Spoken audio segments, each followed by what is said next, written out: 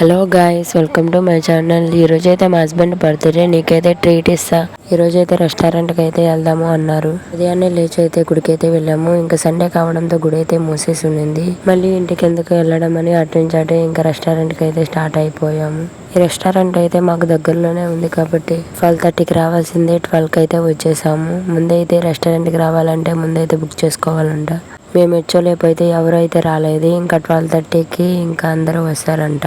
Previous వీడియోకి ఈ వీడియోకి వాయిస్ అయితే చాలా చేంజ్ అయి ఉండిద్ది. నాకైతే గొంతు అయితే బాగాలేదు అసలు. ఇంకైతే రెస్టారెంట్ లోపలికి రాగానే అయితే ముందైతే డెకరేట్ చేస్తున్నారు ఇంకా బెలూన్స్తో.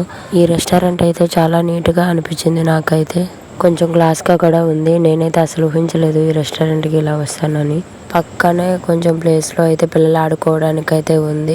హాఫ్ అన్ అవర్ ముందే వచ్చాం కాబట్టి ఇంకా అలా చూసుకుంటూ అయితే కాసేపు కూర్చొని ఇంకా పాపతో కాసేపు ఆడిపించి అయితే జనాలు అయితే రావడం మొదలు పెట్టారు.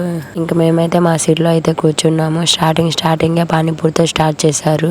ఇంకా తర్వాత అయితే మేమైతే సూప్ అయితే తెచ్చుకున్నాము, మటన్ సూప్. ఈ సూప్ అయితే ఇప్పుడు కూడా గుర్తుంది నాకైతే. టేస్ట్ అంత బాగుంది. రెండోసారి కూడా ఇలా తెచ్చుకున్నా నేనైతే. కంటిన్యూస్గా సర్వ్ చేస్తూనే ఉన్నారు.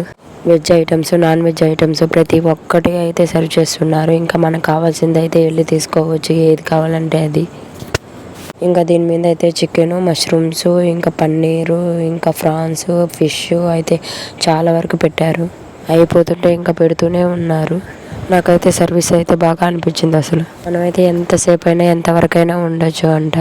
మేమైతే చాలా వరకు పెట్టిన అమౌంట్కి అయితే న్యాయం చేసాము అనుకుంటున్నాము. నాకైతే ప్రతి ఫుడ్ అయితే నచ్చింది. ఏది నచ్చలేదు అనడానికి అయితే లేదు. ప్రతిదీ అయితే చాలా బాగా నచ్చింది.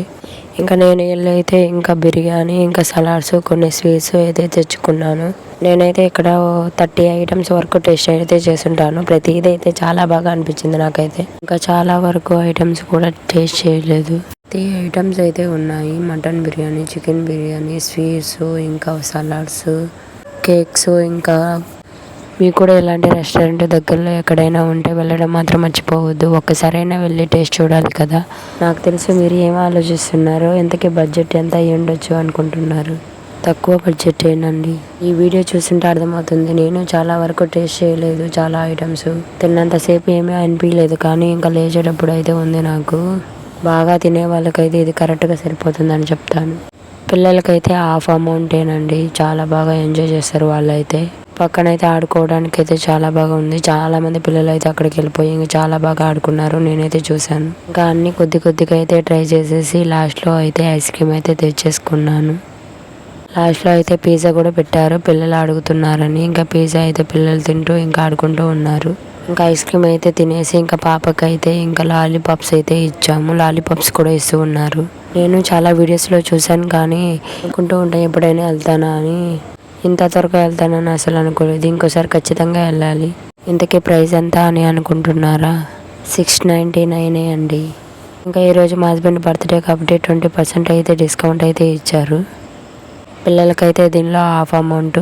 మీరైతే వెళ్ళాలనుకుంటే ముందైతే టేబుల్ అయితే బుక్ చేసుకోవాలి. మీరు కూడా బెంగళూరులో ఉంటే ఈ రెస్టారెంట్కి వెళ్ళడం మర్చిపోవద్దు. టేస్ట్ అయితే చెప్పాను కదా, నాకైతే ప్రతిదీ అయితే నచ్చింది. చాలా బాగా నచ్చింది. ఇప్పటికీ మర్చిపోలేను. ఇంకా మా లంచ్ అయితే కంప్లీట్ చేసుకుని అయితే ఇంటికైతే వెళ్ళిపోతున్నాము.